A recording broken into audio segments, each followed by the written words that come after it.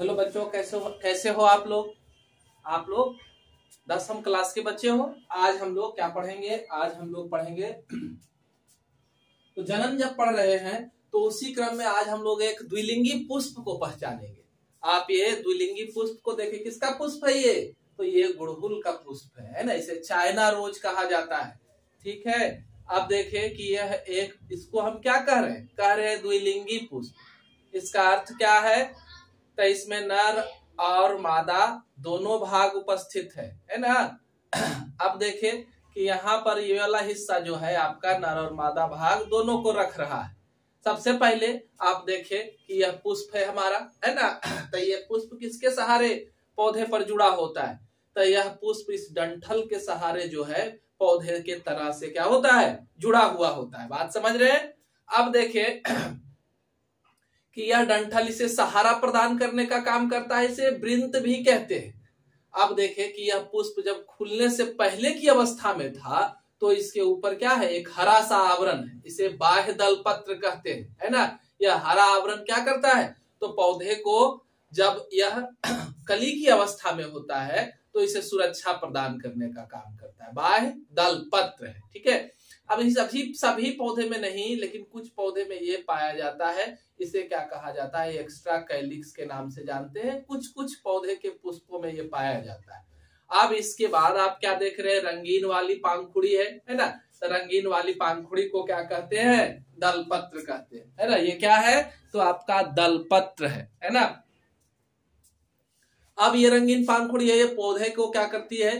तो यह परागकण क्या कहते हैं कि कीड़े को आकर्षित करने का काम करती है। अब हमको आपको अंदर वाले हिस्से को दिखाएंगे।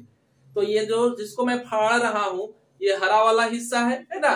तो ये हरा वाला हिस्सा को मैंने निकाल दिया। अब जो आप देख रहे हैं रंगीन वाली पांखुड़ी है। रंगीन वाली पांखुड़ियों की भी व्यवस्था होती है। आप इसमें क्या देखेंगे? तो इसमें एक पांखुड़ी दूसरी पांखुड़ी को क्या करेगा? ढकने का काम करेगा, है ना। तो ये वाल्वेट तरह का है। अब देखें कि ये इसको हटा दिया जाता है। इसको अगर हम हटा देते हैं इस तरह से तो आप क्या देख पाएंगे? तो ये हमारा नर और मादा भाग को हम देखने वाले हैं, है ना।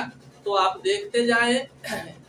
ये आपका जो ऊपर में दिख रहा है ये नर भाग है, ढेर सारा है। ये वाला हिस्सा मादा भाग है, लंबाई तक नीचे तक जो जा रहा है। नर भाग में क्या आप देख रहे हैं कि यहाँ पर पीला पीला कुछ दिखाई दे रहा है ना। तो ये क्या पाए जाते हैं? पराग कण होते हैं इसके, है ना। और यही पराग कण जो है ये नर युग्मक कहलाता है। और ये यहाँ से कहाँ पहुंचता है? मादा भाग तक, है ना। और ये इसमें क्या कराएगा? परागन को संपन्न कराएगा। तो क्या होंगे? नए पुष्प के बाद ये अंडाशय जो है फल का निर्माण करेगा, है ना। आप देखें आप कि मैं ये सारे नर भाग को एक एक करके सारे हिस्से को हटा दे रहा हूं। अब इसमें मैं दिखाना क्या चाह रहा हूं? तो आपको मादा भाग को सिर्फ निकाल करके दिखाने वाला हूं, है ना। ध्यान से, ये टूटे ना, और हम इसके मादा भाग को ही सिर्फ देखेंगे।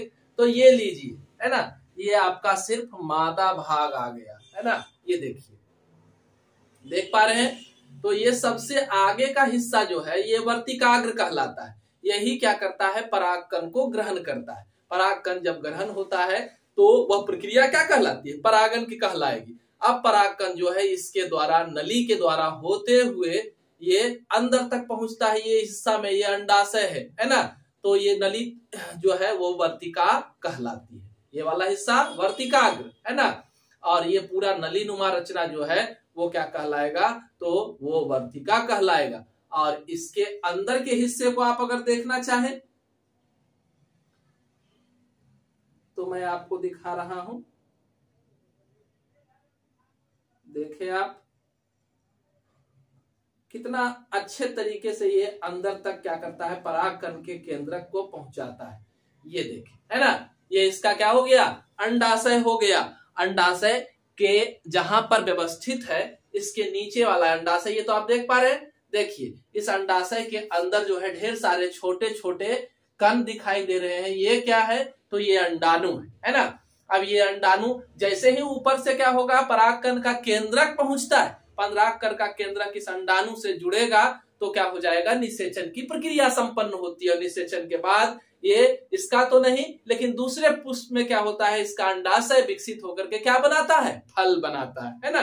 और ये जो अंडाणु है इसके अंदर ये बीज का निर्माण करते हैं। अब ये जो अंडाशय जिस जगह पर व्यवस्थित था है ना, वो स्थान क्या कहलाएगा, पुष्पासन। जहां से पुष्प की सारी रचनाएं निकली है वो क्या कहलाएगा, पुष्पासन कहलाएगा। तो आपने अच्छे तरीके से देखा कि किस तरह से पुष्प के सारे भाग होते हैं, है ना। अब ये सारा आपका जो दिख रहा है ये क्या है, नर भाग है। आपको हाथ से ऐसे ऐसे करना, आपको भी एक फ्लावर को लाना है, एक फूल को चुन करके लाना है और फिर इस तरह से प्रयोग को संपन्न करना है जस्ट इसके तुरंत बाद, है ना। तो ये देखे ये परागकण हमारे हाथों पर चिपक रहा है, छोटा छोटा महीन महीन कण होता है ना। तो ये आपने पुष्प को समझा।